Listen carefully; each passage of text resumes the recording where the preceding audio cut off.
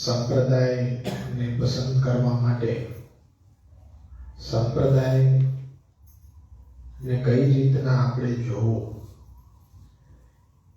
પ્રાય કરીને સંપ્રદાયનું બંધારણ કયા પ્રકારનું છે, તો એની અંદર આપણે ગયા વખતે ચર્ચા કરી હતી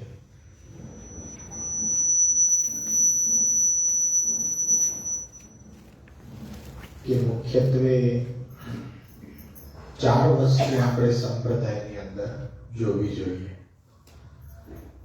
સૌપ્રથમ તત્વ પક્ષ, ત્યાર પછી સિદ્ધાંત પક્ષ, પછી વ્યવહાર પક્ષ અને પછી ફલ પક્ષ. કોઈ પણ સંપ્રદાયને અનુસરણ કર્યા વિના જે પણ કંઈ આપણે શાસ્ત્રીય કે વૈદિક કાર્ય કરીએ એ પ્રમાણિત નથી ગણવામાં આવતું.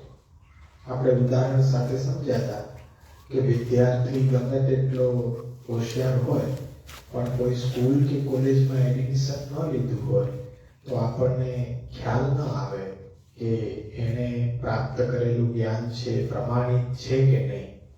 એવી રીતના કોઈને કોઈ સંપ્રદાયને આપણે અનુસરણ કરવું જ પડે, તો જ આપણા એ આધ્યાત્મિક વિકાસ માટે કંઈ પણ પ્રયત્ન આપણે કરીએ તો એ પ્રમાણિત ગણાય. તો એના માટે સંપ્રદાયની આવશ્યકતા છે. ભારત વર્ષમાં ઘણા બધા સંપ્રદાયો છે. અત્યારના સમય જોશો તો મહાકુંભનો સમય ચાલે છે.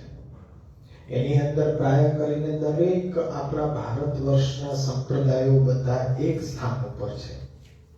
ત્યારે આપણને એ સંપ્રદાયની ઓળખ, કોના માટે કયો સંપ્રદાય યોગ્ય, એની યોગ્યતા શું, તો એ દરેક સંપ્રદાયના પાયાની અંદર, એના માળખાની અંદર 4 બાબતો સમાન હોય છે. એ 4 બાબતોનો વિચાર આપણે કર્યો હતો કે સૌપ્રથમ ફિલોસોફી, એ સંપ્રદાય વેદ આધારિત એની વિચારધારા છે કે નહીં એ આપણે તપાસવું, ચકાસવું જોઈએ. જ્યારે એમને તત્વચિંતનને આપણે અભ્યાસ કરીએ ત્યારે આપણને ખ્યાલ આવે. તો એ તત્વ પક્ષ છે કે જેમાં પરમ તત્વ કોને માને છે સંપ્રદાય, અને એ પરમ તત્વ એને માનવા પાછળનું કારણ શું, અને એ પરમ તત્વનો આ જગત સાથે અને આપણા જેવા જીવાત્મા સાથે સંબંધ શું, આવા જે પ્રશ્નો છે એનો ઉત્તર સંપ્રદાયમાં તત્વ પક્ષની અંતર્ગત કરવામાં આવતો હોય છે. એ જાણીને પછી સંપ્રદાયની સિદ્ધાંત એટલે કે નિયમાવલી ઘડવામાં આવે છે. સ્કૂલ કોલેજની અંદર એડમિશન લીધા પછી આપણને સ્કૂલ કોલેજના નિયમો જણાવવામાં આવે છે અને આપણે એ સાઇન પણ કરીએ છીએ કે અમે બંધાઈ રહ્યા છીએ કે આ સ્કૂલ કે કોલેજની અંદર એડમિશન લીધું છે તો અમે એને પ્રમાણિક રૂપે ફોલો કરશું, અનુસરણ કરશું. તો દરેક સંપ્રદાયના તત્વપક્ષ આધારિત સિદ્ધાંતો હોય છે, નિયમો હોય છે, એ આપણે જાણવા જોઈએ. અને ત્યાર પછી ત્રીજો પક્ષ છે એ વ્યવહાર પક્ષ છે. વ્યવહાર પક્ષની અંદર શું છે કે એ નીતિ નિયમો આપણે એના અનુયાયી તરીકે ફોલો કરવાના હોય, પણ કેટલા, કેવી રીતે, કઈ પરિસ્થિતિમાં શું નિર્ણય લેવો એના માટે જરૂરી છે કે વ્યવહાર પક્ષને જાણો. કારણ કે દરેક વ્યક્તિની દેશ, કાલ અને પરિસ્થિતિ જુદી જુદી હોય છે. તેની અંદર સંપ્રદાય જે નિયમો કહી રહ્યા છે એને કેવી રીતના પ્રેક્ટિકલી રીતે આપણા જીવનમાં એ અનુસરણ કરવા એનું જ્ઞાન વ્યવહાર પક્ષમાંથી મળે. અને અંતે એ પ્રમાણે આપણે ચાલીએ તો આપણને પ્રાપ્ત શું થશે એ ફલ પક્ષ છે.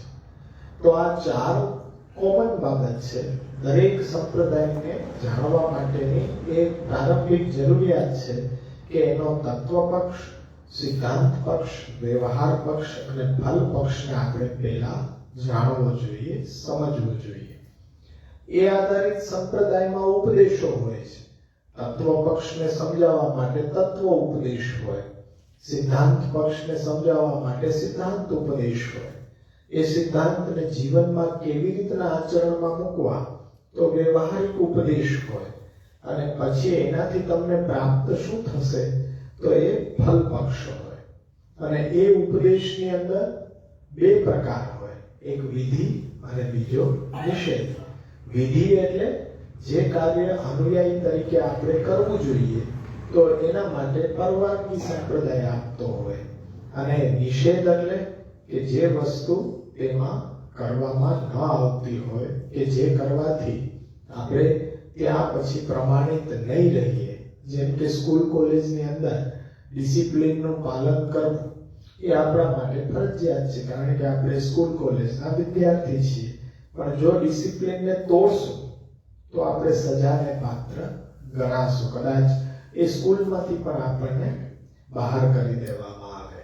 તો એ રીતના સંપ્રદાય છે એ ધર્મનું શિક્ષણ જ્યાંથી આપણને પ્રાપ્ત થાય, આપણા આત્માના વિકાસ માટેનું સોપાન એ ધર્મ, અને એના વિકાસ માટે જે પ્રકારનું જ્ઞાન આપણને જરૂરી છે એવા પ્રકારનું જ્ઞાન જે સંપ્રદાયની અંદર આપણને યોગ્ય લાગતું હોય એ સંપ્રદાયને આપણે પસંદ કરવો જોઈએ. આ તદ્દન પ્રારંભિક બાબત છે.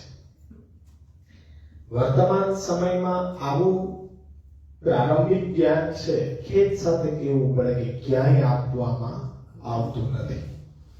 પણ એક શરૂઆત જે યુવાન કરી રહ્યો છે સંપ્રદાયની અંદર, તો આજે સંપ્રદાયની અંદર જોવે છે તો એને વેપારીકરણ જેવું લાગે છે. ધર્મ તો આપણી આત્માની ઉન્નતિનો એક સાધન છે, પણ એ આત્માના ઉન્નતિનું સાધન હોય એવું એને લાગી જ નથી રહ્યું. એક વેપારીકરણ થઈ ગયું હોય ધર્મનું. એવી રીતના એ લોકો એ પૈસાથી ભક્તિને જ્યાં તોલાતી હોય આવી રીતનું વાતાવરણ જ્યારે છે ત્યારે આપણો યુવા વર્ગ ધર્મની અંદર શ્રદ્ધા કેવી રીતના રાખી શકે? ધર્મને અનુસરણ કરનારા લોકો જ્યારે વિમૂઢ બની અને પાપાસક્ત થઈ ગયા હોય ત્યારે એ વ્યક્તિનું જીવન જોઈને આજે આપણો યુવા વર્ગ છે એ ધર્મથી દૂર જઈ રહ્યો છે. એના માટે જરૂરી છે કે આપણે એમને વિકાસ માટે, ધર્મના વિકાસ માટે, એમને ધર્મ પ્રત્યેની શ્રદ્ધા જે છે એને પોષણ આપવા માટે આપણે એક જ્ઞાનની યાત્રાની શરૂઆત કરી. એટલે આપણે આ પ્રયત્ન કર્યો છે કે જેનાથી યુવા વર્ગ છે એ ધર્મથી અવગત થાય અને આપણો પુષ્ટિ ભક્તિ સંપ્રદાય છે તો કમસે કમ એના અનુયાયી તરીકે આપણા બાળકો, આપણા યુવાનો સમજીને એમની પુષ્ટિ ભક્તિ સંપ્રદાયની યાત્રાની શરૂઆત કરે. એટલે એકદમ તદ્દન પાયાથી આપણે એ સમજવાનો પ્રયત્ન કર્યો છે. અને જેને પણ જિજ્ઞાસા હોય તે અહીંયા આવી શકે અને આપણો દર ગુરુવારે 1 કલાકનો વર્ગ હોય છે, તેમાં પોતાના પ્રશ્નો પણ રજૂ કરી શકે છે અને યોગ્ય સમજ મેળવી અને સંપ્રદાયને એ પોતાનું જીવન બનાવી શકે છે. આપણો જે ધર્મ છે ત્યાં સંપ્રદાય અંતર્ગત જે ધર્મનું શિક્ષણ આપવામાં આવે છે એ આધારિત આખી આપણી જીવન પ્રણાલિકા ઘડાય એના માટે જરૂરી છે અત્યારના અધ્યયન કરવું જોઈએ. સંપ્રદાયની અંદર પણ શિક્ષણ છે તો એ આપણા આધ્યાત્મિક સ્તરના વિકાસ માટે જરૂરી છે. જેમ આદિ ભૌતિક સ્તરના વિચાર માટે આપણે અભ્યાસ કરતા આવ્યા છીએ, પ્લે હાઉસથી લઈ અને એ માસ્ટર્સ સુધી આપણે વિદેશ સુધી અભ્યાસ કરવા જઈએ છીએ. એના માટે આદિ ભૌતિક સ્તર માટે એના માટે એટલો પ્રયત્ન કરીએ, પણ એક પાસો આધ્યાત્મિકતા પણ છે. એ આધ્યાત્મિકતાને પણ પેરેલલ આપણે જાળવવું જોઈએ અને એનો પણ નોલેજ લેવું જોઈએ, જ્ઞાન લેવું જોઈએ. પછી બીજા સ્તર ઉપર અનુસરણ કેવી રીતના કરવું કે ન કરવું એ આપણે આપણા યુવા વર્ગ ઉપર છોડી દેવું જોઈએ કે યોગ્ય લાગે તો એ આ સંપ્રદાય અનુસરણ કરો, પણ એને જાણો તો ખરા. એ મહાપ્રભુજીનો પણ હાથ રહે છે કે સમજો તો ખરા. કોઈ પણ કાર્ય કરો તો પહેલા એનું પૂરેપૂરું જ્ઞાન તમને હોવું જોઈએ, પછી જ એ કાર્યનો આરંભ કરાય. જેમ કે સંપ્રદાયની અંદર ભગવત સેવા, કૃષ્ણની સેવા એ આપણું ગોલ છે, લક્ષ્ય છે. પણ ક્યારે? તો મહાપ્રભુજી ઉપદેશ કર્યો શાસ્ત્રમ અવગત્ય. શાસ્ત્રને પહેલા સમજો, જાણો અને પછી મન, વાણી અને દેહથી ભગવત સેવામાં જોડાઓ. કૃષ્ણ સેવા છે, પરંતુ પહેલા સેવા સમજો, કૃષ્ણના સ્વરૂપને સમજો, સ્વધર્મને સમજો, પછી તમે એ સેવાની અંદર જોડાઓ. હવે આપણે એક સ્ટેપ આગળ વધી રહ્યા છીએ કે સંપ્રદાયને તો આપણે પસંદ કર્યો, પુષ્ટિ ભક્તિ સંપ્રદાય.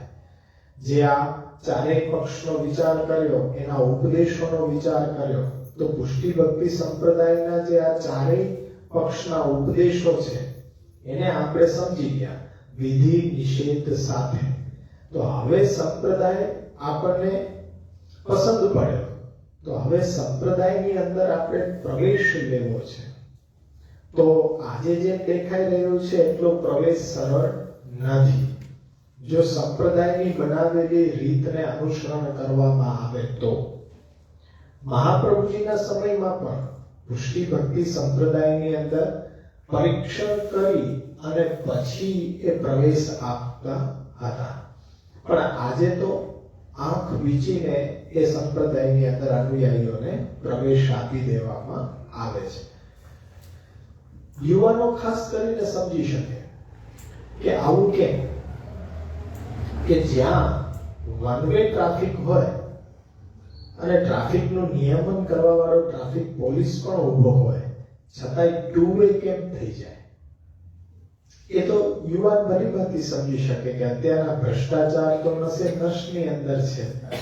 તો આ ભક્તિ પણ એની અંદર પણ ભ્રષ્ટાચાર અત્યારના ભારોભાર દેખાઈ રહ્યો છે આપણને કે ભાઈ અહીંયા તો કૃષ્ણ ભક્તિ જેના જીવનનો ગોલ છે એવો વ્યક્તિ છે, એને આ સંપ્રદાયની અંદર પ્રવેશ આપવાનો હતો.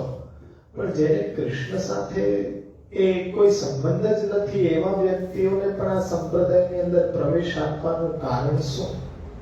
તેનો સ્પષ્ટ ઉત્તર છે કે વન વે ટ્રાફિક 2 વે કેવી રીતના થઈ જાય? અને તમારી પાસે 500-700 રૂપિયા હોય તો 2 વે થઈ જાય. એટલે એ ભ્રષ્ટાચાર છે. એવી રીતના આમાં પણ ચાલી રહ્યું છે. એ તો આપણે માનવું જ પડશે.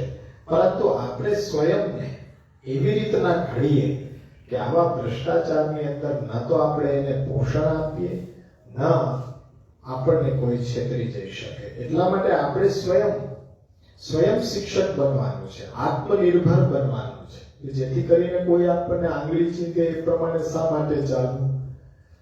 પ્રભુએ આપણને બુદ્ધિ આપ્યું છે, વિચાર કૌશલ્ય આપેલું છે, તો આપણે વિચાર કરો કે સંપ્રદાયની અંદર કેવી રીતના આપણે અનુસરણ કરવું, કેવી રીતના ચાલવું, તો સંપ્રદાયને પ્રવેશ માટે એક પદ્ધતિ બનાવવામાં આવી છે, જેને આપણે કહીએ છીએ દીક્ષા દાન વિચાર. એની અંદર દીક્ષા એટલે શું છે? તો કે ગુરુ તરફથી શિષ્યગણોને પોતાના કર્તવ્ય અને ઈષ્ટદેવ, દરેક ધર્મની અંદર, દરેક વિચારધારાની અંદર એ ઈષ્ટદેવ તરીકે અલગ અલગ દેવી દેવતાઓ હોઈ શકે. પુષ્ટિ ભક્તિ સંપ્રદાયમાં ઈષ્ટદેવ તરીકે કૃષ્ણ છે. તો ગુરુ તરફથી શિષ્યગણોને એમના આત્મ ઉદ્ધારના સાધન રૂપે મંત્ર સંભળાવવામાં આવે છે. તો એ મંત્ર ને લેવાની વિધિ એને દીક્ષા કહેવામાં આવે છે. સંપ્રદાયની અંદર પ્રવેશ લેવો હોય તો પહેલા તો ગુરુ અને બીજો પાઠ છે જે દીક્ષા લઈ રહ્યો છે તે. તો એનો વિચાર એ કરવામાં પ્રથમ આવી રહ્યો છે. પણ દીક્ષા એટલે ગુરુ તરફથી શિષ્યને આપવામાં આવતો મંત્ર. એટલે શિષ્યના આત્મકલ્યાણ માટે ગુરુ દ્વારા શિષ્યને આપવામાં આવતા ઈષ્ટદેવના નામ મંત્રના દાનને દીક્ષા કહેવામાં આવે છે. હવે ઘણા ખરાને ખ્યાલ નથી કે દીક્ષા કોને કહેવાય.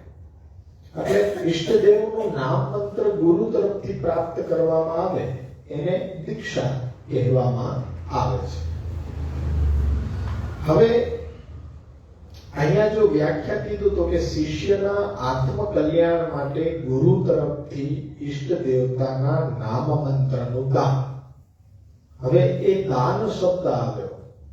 દાન શબ્દ એટલે કે ગુરુ તરફથી કોઈ વિધિપૂર્વક શિષ્યને આપવામાં આવતું હોય એને દાન કહેવામાં આવે. હવે જ્યારે તમે મંત્રને ગ્રહણ કરો એટલે તમે દીક્ષાર્થી થયા. ત્યાર પછી એ દીક્ષામાં મંત્ર લેનાર છે કે એ દીક્ષાર્થીને એ મંત્ર ઉપર હક બને છે કે તમે એ સંપ્રદાયના દીક્ષા મંત્રને લઈ શકો. હવે આ દીક્ષાનું જે દાન થઈ રહ્યો છે એ જે તબક્કો છે એને આપણે વિચાર કરવો જોશે, કારણ કે એટલી સરળ નથી. તો જે દીક્ષા આપવામાં આવે છે સંપ્રદાયમાં એના મૂળભૂત 6 અંગો છે. તમે લખી શકો કે સંપ્રદાયની અંદર દીક્ષા જ્યારે ગુરુ દ્વારા આપવામાં આવે છે તો એમાં 6 તબક્કાઓનો વિચાર કરવામાં આવે છે. એમાં પહેલું છે દાતા. દાતા એટલે કોણ? ગુરુ, દાન આપનાર. એ પહેલો તબક્કો છે કે એનો વિચાર કરવો જરૂરી છે. ગમે તેની પાસેથી દીક્ષા લેવામાં આવતી નથી, પણ યોગ્ય વ્યક્તિ પાસેથી યોગ્ય દીક્ષા લેનારે એ નામ મંત્ર સાંભળવું જોઈએ. તો પહેલો તબક્કો છે કે દાતા. આજે એનો જ વિચાર કરવામાં નથી આવતો. આંખ વીંચીને બધા લઈ લે છે, પણ પહેલો વિચાર છે કે દાતા એટલે કે દાન આપનાર. બીજો વિચાર છે કે પ્રતિગ્રહિતા. પ્રતિગ્રહિતા એટલે કોણ? કે જે દીક્ષાનું દાન લે છે તે દીક્ષાર્થી. એનો પણ વિચાર કરવામાં આવે છે કે કોને દીક્ષા આપવી જોઈએ. ગુરુએ પરીક્ષણ કરવું જોઈએ. જેમ કે સ્કૂલની અંદર એડમિશન લેવા જાઓ ને તો જે સ્ટાન્ડર્ડમાં આપણા બાળકને એડમિશન લેવડાવવું હોય ને તો ત્યાં એક ટેસ્ટ રાખે કે આ ટેસ્ટ બાળકને ભરવી પડશે. એમાં જો પાસ થયો તો અમે નક્કી કરીશું કે એ સ્ટાન્ડર્ડમાં એને આપવું કે નહીં એડમિશન. એમ સ્ટાન્ડર્ડ ચેક કરવા માટે પણ ટેસ્ટ હોય. તો એ રીતના અહીંયા સંપ્રદાયની અંદર પણ દીક્ષાર્થી માટે જે પ્રતિગ્રહિતા છે એનામાં પણ કંઈક લક્ષણ જોવા પડે ને કે આ સંપ્રદાયને એ અનુરૂપ છે કે નહીં. તો એના માટેનો ટેસ્ટ લેવામાં આવે છે. અત્યારના આજના સમયમાં લેવામાં નથી આવતો. પહેલાના સમયમાં એ લેવામાં આવતો. આ યોગ્ય એ પ્રમાણિક ઓથેન્ટિક પદ્ધતિ છે કે જે અપનાવવાથી સંપ્રદાયની અંદર જે આજે આપણને દૂષણો દેખાઈ રહ્યા છે, જો આ પદ્ધતિને ફોલો કરવામાં આવે તો એ દૂષણો આપણે દૂર કરી શકીએ, અટકાવી શકીએ. ફોલો ભલે ન થતી હોય પણ આપણને જ્ઞાન હોવું જરૂરી છે. હજી સંપ્રદાયની અંદર પ્રવેશ નથી લેતા. પ્રવેશ લેતા માટે દીક્ષા શું છે એનો વિચાર આપણે કરીએ છીએ. તો 2 તબક્કા થયા. ત્રીજો છે કે જે વસ્તુ દાન કરવામાં આવે છે તે દાન શું કરવામાં આવે છે કે દાનમાં અપાતો ઈષ્ટદેવનો નામ મંત્રનો વિચાર. જેમ કે મંત્ર શું હોય? મંત્રનો 2 વિભાગ હોય. એમાં પહેલાનો વિભાગ છે એ આપણા ઈષ્ટ દેવતાનું જે સ્વરૂપ છે એના પ્રત્યે આપણને જાગૃત રાખે, અને પછીનો જે અંતનો ભાગ છે એ આપણા કર્તવ્યનો બોધ કરે. મંત્રમાં 2 ભાગ હોય. પૂર્વ અંગ છે એ ઈષ્ટ દેવતાનું નામ, અને એનો ઉત્તરાંગ છે એ આપણું કર્તવ્ય. જેમ કે પુષ્ટિ ભક્તિ સંપ્રદાયમાં નામ મંત્રનો એ મંત્ર છે શ્રી કૃષ્ણ શરણમ મમ. તો હવે પૂર્વાંગનો વિચાર કરો. શ્રી કૃષ્ણ, તો શ્રી કૃષ્ણ કૃષ્ણનું સ્વરૂપ, સદાનંદ આપવા વાળો શ્રી કૃષ્ણ. એ નામ લેતા આપણે પ્રભુના સ્વરૂપનું ધ્યાન આવે.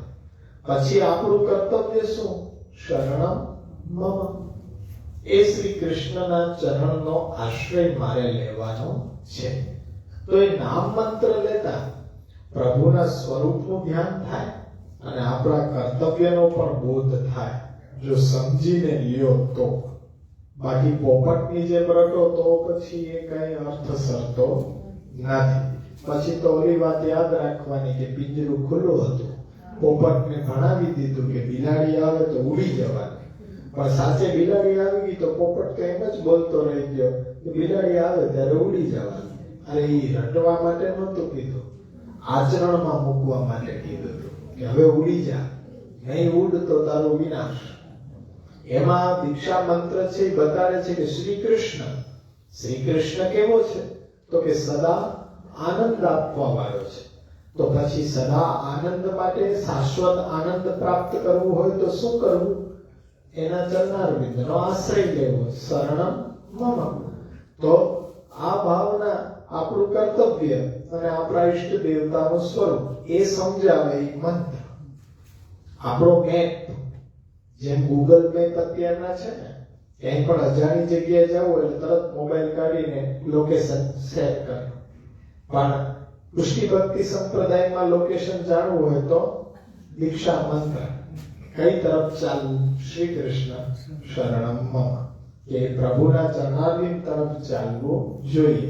તરત બીજે ક્યાંય ગયા તો બતાવે કે ઓહ આ પથ ખોટો છે, પાછું વળવું પડશે. તો એનો મંત્રનો વિચાર એટલે કે દાન આપવામાં વસ્તુનો વિચાર. શું આપવામાં આવે છે? તો કે ઈષ્ટ દેવતાનું નામ મંત્ર. ત્રીજું છે, ચોથું છે સ્થાન. ચોથો તબક્કો છે સ્થાન, કે આ દીક્ષા મંત્ર ક્યાં આપવામાં આવે, એનું સ્થાન કેવું પવિત્ર હોવું જોઈએ. તો એ સ્થાનનો પણ વિચાર કરવો જોઈએ કે ગમે ત્યાં દીક્ષા મંત્ર આપી ન દેવાય. રસ્તા ઉપર ઉભા રહીને કોઈ દીક્ષા મંત્ર આપી દેવાય? એના માટે યોગ્ય સ્થાનનો પણ વિચાર કરવો જોઈએ. પ્રભુના સાનિધ્યમાં, પ્રભુનો જ્યાં સંબંધ છે એવા તીર્થ ક્ષેત્રોની અંદર કે સ્થાન પણ ઉત્તમ હોવું જોઈએ. તો એનો વિચાર કરવો જોઈએ. પાંચમું છે સમય. સમય બહુ મહત્વ. દીક્ષા કયા સમયે લેવી જોઈએ? અહીંયા સમય એટલે સવાર બપોર સાંજ નહીં, પણ જીવનનું લક્ષ્ય જ્યારે કૃષ્ણ પ્રાપ્તિ બને એ સમય હવે દીક્ષા લેવાનો થાય. જેમ કે તમે અત્યારે ન્યૂઝમાં બધે જોતા હશો કે કુંભમાં ગયા અને ત્યાંના વાતાવરણથી એકદમ પરિવર્તન આવ્યું અને સંકલ્પ લઈ લીધો કે હવે આ દુનિયા સાથે કોઈ સંબંધ નથી, મારે હવે દીક્ષા ગ્રહણ કરીને અલૌકિક પથ એના ઉપર આગળ વધવું છે. તો હવે એ સમય પાકી ગયો કે જ્યારે લક્ષ્ય આપણું નિર્ધારિત થઈ જાય ત્યારે દીક્ષા લેવી જોઈએ. જરૂરી નથી કે બાળપણમાં જ દેવડાવી દેવી. બાળકોને શા માટે હેરાન કરવા? હજી આપણે આ પ્રૌઢ અવસ્થા સુધી પહોંચી ગયા, હજી આપણને નિર્ણય નથી કે શું કરવું છે શું નહીં. તો બાળકોને બિચારાને શા માટે? આપણા બધાની કમનસીબી આ છે કે જ્યારે સમજતા નહોતા ને ત્યારે લાઈનમાં ઉભા રાખી દીધા અને દેનાર વ્યક્તિએ બિચારા એવી ક્રૂરતા કરી કે નાહકના મફતમાં પતંગ કપાઈ. એને વિચાર ન કર્યો કે આ બધા આગળ જઈને કરશે શું, હજી તો કઈ સમજતા નથી. બાળકોને પૂછે ને કે હવે ક્યારે પૂછે, પ્રૌઢ અવસ્થાએ પહોંચી ગયા હોય ને 50 ને વટી ગયા હોય ને પછી એમ કે અમને યાદ નથી. આ દીક્ષા જેવું કઈ લીધું તું એટલી ખબર છે, અમને નવડાવ્યા હતા હાલી એ ખબર છે, ઠંડી માં કે નવડાવી દીધા, પછી ધ્રુજતા અમને ક્યારે મૂકે એ અમે નક્કી કરતા, પછી હાથ ભેગા કરાવ્યા, એમાં કઈ કે આપ્યું તુલસી દળ હતું એ તો બહુ યાદ નથી, અમુક ખાઈ ગયા હતા, આપ્યું તો ભલે પ્રસાદ આપ્યો ખાઈ ગયા. અરે ઓલા કે બાબા આવે ત્યાં સુધી પકડી રાખવાનો હતો, હવે કઈ ઉપવાસ કરાવ્યો હોય, ભૂખ બહુ લાગી હોય, હવે કઈ ક્યારે દીક્ષા થાય ક્યારે વારો આવે એટલે કે આ પ્રસાદ આપ્યો નવડા. આવી અબુધ અવસ્થાની અંદર આધ્યાત્મિક જીવનનો પથ નિશ્ચય કરવા માટે દીક્ષા લેવાનો યોગ્ય સમય છે એટલું તો આપણે સમજી શકીએ ને. યોગ્ય સમય ક્યારે થાય? હવે કે જ્યારે તમે હજી એકડો ઘૂંટવા બેઠા છો. સંપ્રદાયને હવે અત્યારના મોટા ભાગને ખ્યાલ નથી કે સંપ્રદાયની અંદર જોવાનું શું હોય. ખબર કેમ પડે કે મારા માટે કે આ સંપ્રદાય યોગ્ય છે કે અયોગ્ય? આપણે એમ કે આ પક્ષ એવું તો અમને હવે જાય, હવે ખબર પડે. આટલા વર્ષથી સાધના શું કરી? કઈ નહીં કે જેમ બીજા કરતા હતા એમાં અમે કર્ણ ઉપકરણ જોઈને દેખાદેખીથી એકબીજાનું અનુસરણ કરતા થઈ ગયા. તો સમયનો પણ વિચાર કરવો જોઈએ કે ક્યારે દીક્ષા દેવી જોઈએ. ગુરુએ નક્કી કરવું જોઈએ, એટલું બધું ઉદાર ન થઈ જવું જોઈએ. અત્યારના ગુરુ શું ઉદાર બહુ થઈ જાય છે કે બીજો કોઈ આવીને દીક્ષા આપી જાય એની પહેલા હું જ આપી દઉં અને બાળકોને ટાર્ગેટ બનાવે કે આવનારું ભવિષ્ય આ છે ને, મારો ફોટો આના ઘરમાં આવી જાય તો મોટો થઈને આવશે તો અહીંયા જ ને પાછા જાશે ક્યાં? હવે ગુરુ આવો ક્રૂર થઈ ગયો કે ભાઈ હવે બાળકોને પેલા ખાલી ફોટો નથી બતાવવો, એને સંપ્રદાય સમજાવવો છે, એને પોતાનું જીવનનું ધ્યેય સમજાવવું છે. હજી તો એ બાળક છે, એને ક્યાં કંઠી પહેરાવવાની જરૂર છે? પછી ઘણા તો આપણે વડીલો પણ હેરાન કરતા હોય, અમને તો એક કે હવે આ રહી ન જાય, ખટકા રાખે કે હવે બધા કંઠી પહેરા ના એકને જ નહીં બિચારો કમનસીબ.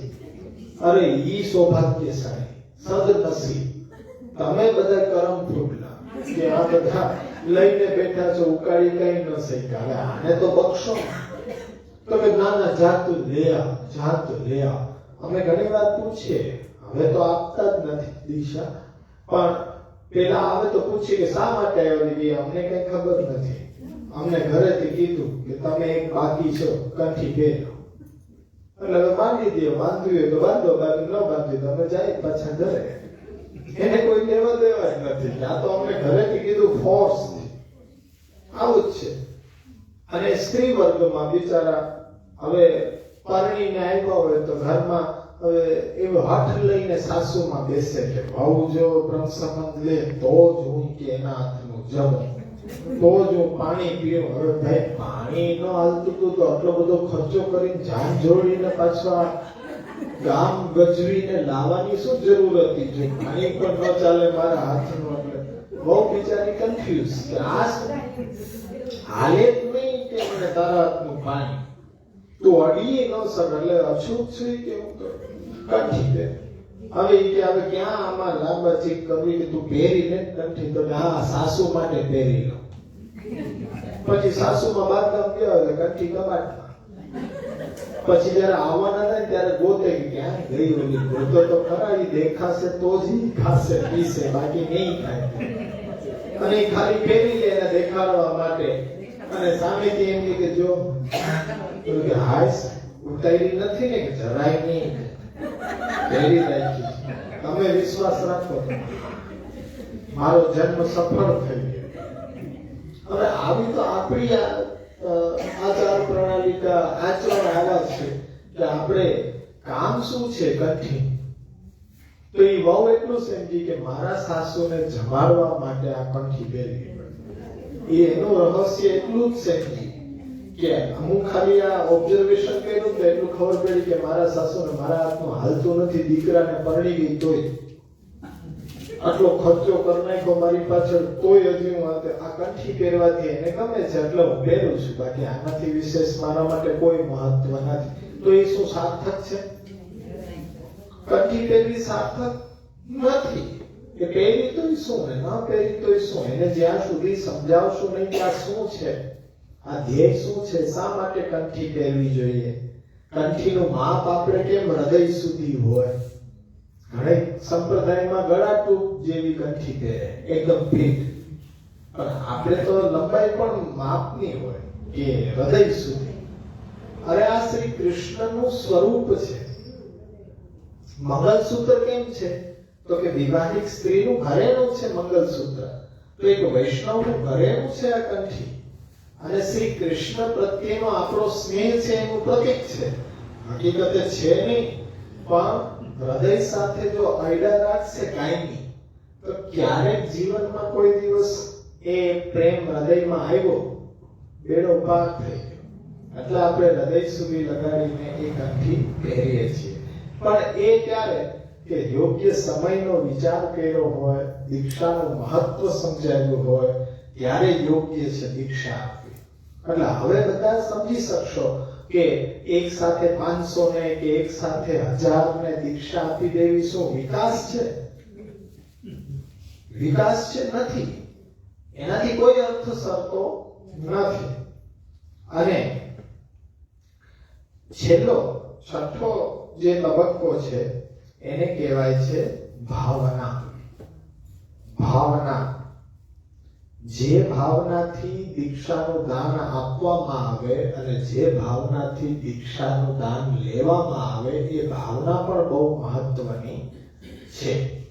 આ 6 તબક્કાઓનો વિચાર કરવો જોઈએ દીક્ષા દાનમાં. પહેલા કે ભાઈ દીક્ષા દાતાનો વિચાર, દીક્ષાર્થીનો વિચાર, જે મંત્ર આપવામાં આવે છે એનો વિચાર, સ્થાન, સમય અને ભાવના. આ 6 તબક્કાઓનો પ્રવેશ વખતે વિચાર કરવો જોઈએ. હવે એમાં સૌપ્રથમ આપણે વિચાર કરીએ કે મંત્ર દાતા કોણ મંત્ર આપણને આપે? તો કે ગુરુ. હવે ગુરુ શબ્દને આપણે સમજીએ કેવી રીતના? હમણાં જ પાઠ કર્યો. અજ્ઞાનના અંધકારમાંથી જ્ઞાનના પ્રકાશ તરફ લઈ જવા માટે પ્રયત્ન કરે એ ગુરુ. કે આપણે અજ્ઞાનમાં હોઈએ તો એ અજ્ઞાનને પોષી ન રાખે, અજ્ઞાનને પોષણ ન કરે, પણ એ અજ્ઞાનને દૂર કરે. શેના દ્વારા? જ્ઞાન અંજન સલાકા. જ્ઞાન રૂપી અંજનને આંજવાની સળી જેના હાથમાં છે, એટલે શાસ્ત્રનું જ્ઞાન જેની પાસે છે, એ શાસ્ત્રનું જ્ઞાન આપી અને આપણા બંધ થયેલા નેત્રને ખોલવા પ્રયત્ન કરે એ ગુરુ. એટલે પહેલું તો કર્તવ્ય આપણને વ્યક્તિનું નક્કી થઈ ગયું કે પ્રયત્ન કરતો હોવો જોઈએ. ખાલી પૈસા ફેંક, તમાશા દેખ એવું ન હોવું જોઈએ. મૌન બેસીને આવીને એ બધી ભેટ લઈ જાય, પૈસા લઈ જાય, એવું નથી.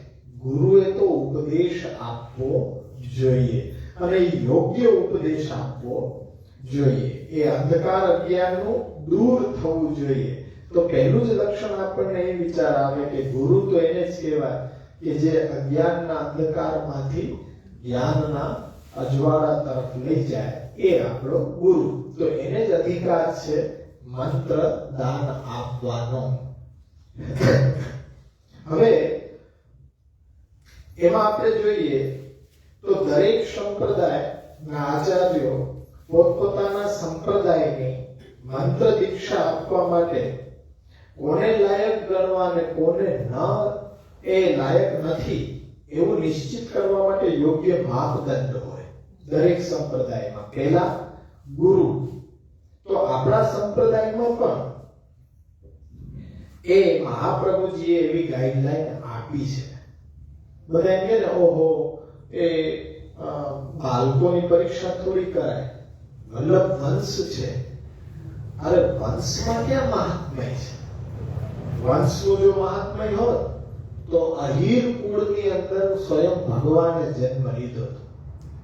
તો દરેક અહીર ભાઈને તમે ચરણ પખાવો કે મેરામણભાઈ છે કે એના પગ ધુઓ આર્ય કુળમાં જૈનમાં છે. કેમ નથી? તો કે ભગવાને જન્મ લીધો તો બધા અહીર ભગવાન થઈ જાય. તો વલ્લભ વંશ એ મહાપ્રભુજીનો વંશ છે. તો એની અંદર દરેક વ્યક્તિ મહાપ્રભુજી બની શકે? ન બની શકે. હવે આપણે એમ કે છે કે ઇતિહાસ ગ્રંથો જુઓ, અસુર છે તો પણ એના કુળની અંદર પ્રહલાદજી જેવો ભક્ત જન્મ લઈ ગયો. એવું નિશ્ચિત હોત કે ઉત્તમ કુળમાં ઉત્તમ વ્યક્તિ જન્મ લે અને અધમ કુળમાં અધમ વ્યક્તિ જન્મ લે, એવું કોઈ ગણિત નથી. હવે અહીંયા તો અધમ કુળ અસુર કુળ, હિરણ્યકશ્યપુની ઘરે પ્રહલાદજી જેવો ભક્ત જન્મ. આપણે એને અસુર નથી કહેતા, મહાન ભગવત ભક્ત કહીએ છીએ. અને બ્રાહ્મણ જેવા ઉચ્ચ કુળની અંદર રાવણે જન્મ લીધો. તો એ અત્યારના બ્રાહ્મણ કોણ કહે છે રાવણને? કોઈ નથી કહેતા, બધા એને રાક્ષસ કહે છે. કેમ એવું? તો કે વ્યક્તિના જે કુળની અંદર જન્મ લેવાથી એનું વ્યક્તિત્વ નિર્ધારિત ન કરાય. તો શેના આધારે વ્યક્તિત્વ નિર્ધારિત થઈ શકે? તો કે એ વ્યક્તિના વિચાર, વાણી, વર્તન, વ્યવહાર, આના ઉપરથી વ્યક્તિ ઉત્તમ કે અધમ એ નક્કી થાય. કુળનું કોઈ મહત્વ નથી, પણ એની અંદર જન્મ લેનારો વ્યક્તિ એનું વિચાર, વાણી, વર્તન, વ્યવહાર એ કુળને શોભે એવા છે કે નહીં એના ઉપર નિશ્ચિત થાય. બ્રાહ્મણોના કુળને શોભે એવા વિચાર, વાણી, વર્તન, વ્યવહાર રાવણના હતા નહીં, પણ કોને શોભે એવા હતા? અસુર. તો એ બ્રાહ્મણ કુળમાં જન્મ લીધો હોવા છતાં પણ એને રાક્ષસ જ બધાય ગણે છે. અને રાક્ષસ હિરણ્યકશ્યપુ તો રાક્ષસ જ છે. તો એની ઘરે જન્મ લેનારો એનો જ પુત્ર પ્રહલાદ વિચાર, વાણી, વર્તન, વ્યવહારથી એ ભક્તના કુળ ને દીપાવે એવા એના આચરણ હતા. તો અસુર હોવા છતાં પણ મહાન ભગવત ભક્તોની ગણનામાં એની ગણના સૌથી પહેલા થાય છે, પ્રહલાદજી. તો અહીંયા આપણે આંખ વીંચીને એવું ન માની લેવાય કે બ્રહ્મસમાન દીક્ષા લેવી છે તો વલ્લભ વંશ હોય તો પછી કઈ જોવાનું જ ન હોય, પછી પૂરું. એવું નથી. ત્યાં પહેલા પરીક્ષા. જે વ્યક્તિ પાસે તમારે એ નામ મંત્રની દીક્ષા લેવી છે એની પરીક્ષા પહેલા કરવી જોઈએ. આ શ્રી મહાપ્રભુજી આપણને છૂટ આપે છે. સંપ્રદાય જેમણે પ્રવર્તિત કરેલો એ મુખ્ય આચાર્ય શ્રી મહાપ્રભુજી આપણને અનુયાયી ગણોને પહેલા એમ આજ્ઞા કરે છે કે ગુરુનું પરીક્ષણ પહેલા કરો. ગુરુનું પરીક્ષણ કેવી રીતના થશે? જો મૌન બેઠા રહેશો તો પરીક્ષણ નહીં થાય. બોલવું પડશે, એ મોઢું ઉઘાડવું પડશે, તો એ કંઈક પ્રશ્ન કરશો તો નક્કી થશે કે આ વ્યક્તિને જ્ઞાન કેટલું છે. એનો માપદંડ શું મહાપ્રભુજી આપે છે? તો સમજો. પુષ્ટિ ભક્તિ સંપ્રદાયમાં કયો વ્યક્તિ દીક્ષા આપવા માટે અધિકારી છે અને કયો વ્યક્તિ અનધિકારી છે એના માપદંડ હોય. આપણે બધું પ્રમાણોસર વાત કરીએ છીએ, કોઈ એ મનગણત વાત નથી.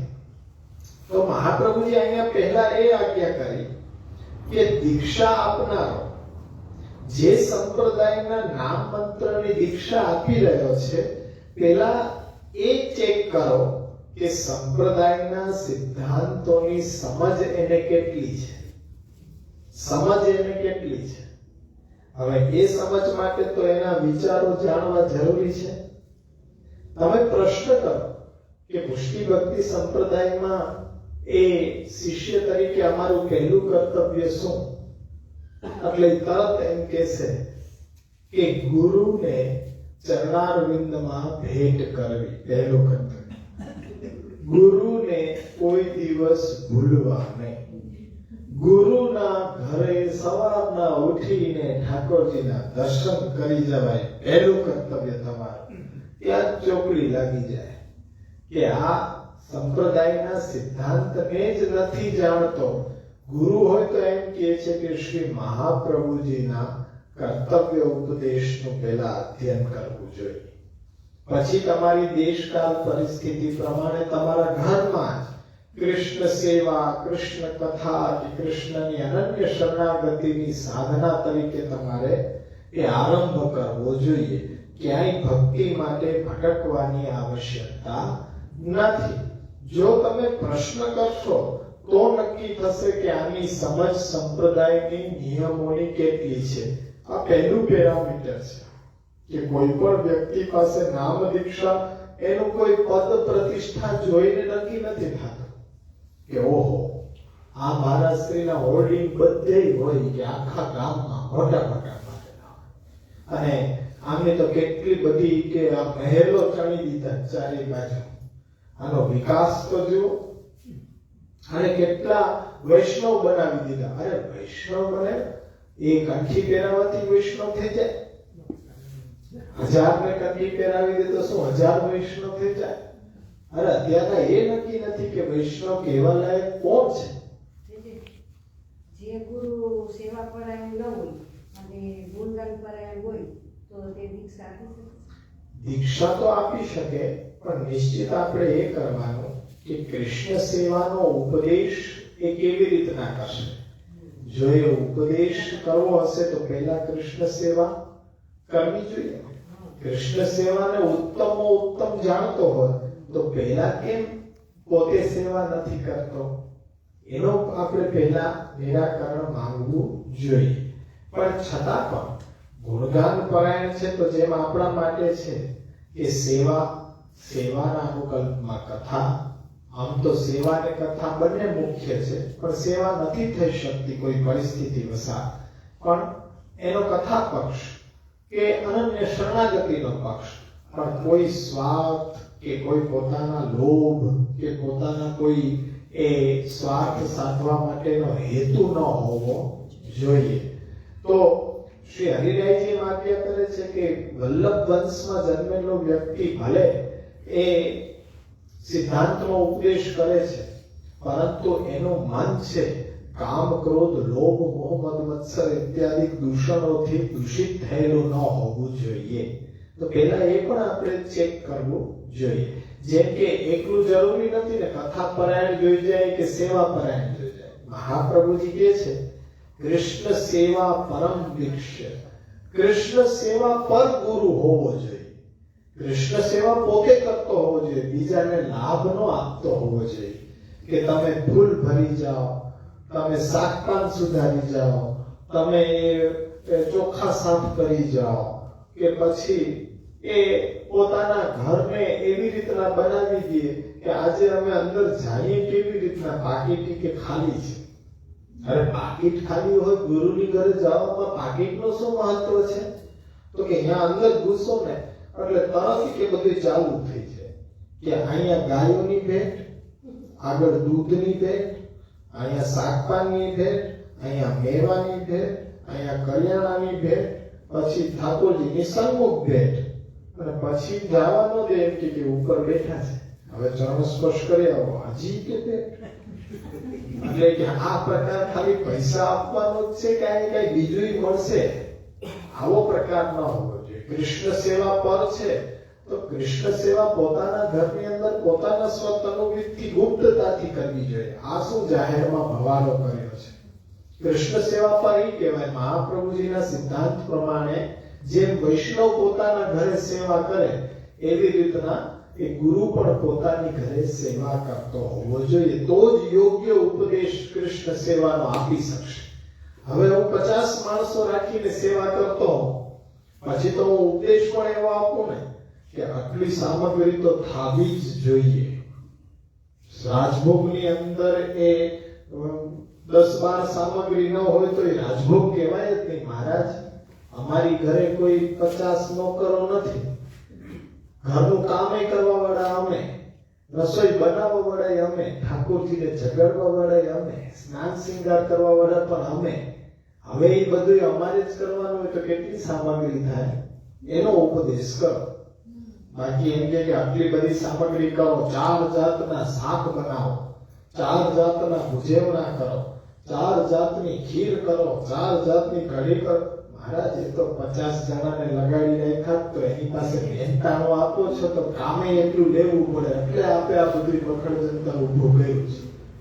અમારી ઘરે તો અમે જોઈએ એક પગ સેવામાં હોય ને એક પગ ઘરમાં હોય. અમારે તો કપડા ધોવા કોઈ આવવાનું નથી, અમારા ઘરમાં કોઈ સંજવારી કાઢવા આવવાનું નથી, ને તમે અમારી ઘરે આવો તો સેવા આપો અને અમે કહીએ કે સંજવારી કાઢો તો અમે કૃતકૃત્યતા ઓહો બાવાના ઘરે કે સંજવારી કાઢવાની સેવા મળે. હવે સંજવારી કાઢવી યોગ્ય છે, ચાલો, પણ કઈક ઉપદેશ તો મળતો હોવો જોઈએ તોય યોગ્ય છે. બાકી કોરે કોરો એમ તો બાવાની આદત બગડી જશે. આ બધા આવે તો છે સવારમાં 6 વાગ્યામાં આવીને અમને તો કમલ ચોક વારવાની સેવા મળી છે. હવે શું કમલ ચોક વારવાની સેવા એવી રીતના મૂર્ખ બનાવે છે. 6 વાગ્યામાં દોડીને ત્યાં વયા જાય અને ચોક વારવા, અને એક સામેની પાછળ 10 જણા લાગ્યા. એમ કે અહીંયા જો તમે આ ચોકને વારશો ને તમારી જે પણ મનોકામના હશે ને તાત્કાલિક પૂર્ણ થશે. એટલે બેડો ગર્ક, એક સામેની બિચારી હેરાન, 10 પાછળ પડ્યા. તમે તો આટલું બધું વારી લીધું, જરાક અમને, અરે અમે ક્યારના ઉભા લાઈનમાં, અમને જટાજટી બોલતી હોય. તમારા ઘરે સામેની, તમારા ઘરે એ જ પ્રજાતિ બિરાજે છે. જે અહીંયા બિરાજતો તો એ તમારી ઘરે બિરાજે છે, તો તમારી ઘરે કોઈ લાઈન લગાડે છે? એ તમારે જ કરવા. નાના ભાઈ કે અમે કે તમારી ઘરે થોડે સજવારી વાળી, પણ અમારી ઘરે એ આવી જાય. એ વસ્ત્રની સેવા આપો ને ધોઈ દઈએ ને સાફ કરી દઈએ ને સૂકવી દઈએ ને આદત બગડી જાય. પણ એ રીતના કે ગુરુ એની ઘરે સેવા કરે, શિષ્ય એની ઘરે.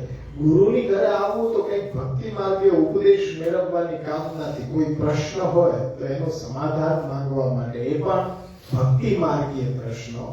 એવા પ્રશ્ન નહીં કે અમારો ધંધો ચાલતો નથી શું કરીએ. હવે તો ગુરુ કે એ તો પ્રોબ્લેમ મારો છે, શું કરીએ, કોમ્પિટિશન. તમારું નથી ચાલતું એમાં મારે નથી ચાલતું, શું કરીએ. પણ એ તમને રસ્તો ભટકાવી દેશે. તમારે વિચાર તો એટલો કરવો જોઈએ કે ભાઈ એવો પ્રશ્નનું સમાધાન આપવા માટે એ ગુરુ થોડા છે. આ પરિસ્થિતિની અંદર પ્રભુ ભૂલાય નહીં એના માટે મારે શું કરવું જોઈએ? યોગ્ય પ્રશ્ન. કે આવી પ્રશ્ન કે જ્યારે આર્થિક, શારીરિક, સામાજિક, વારી બધી પરિસ્થિતિ તંગ છે, એમાં મને પ્રભુ ભૂલાવા જોઈએ નહીં. શું રસ્તો બતાવો તો એ યોગ્ય ગુરુની પાઠ થઈ શકે.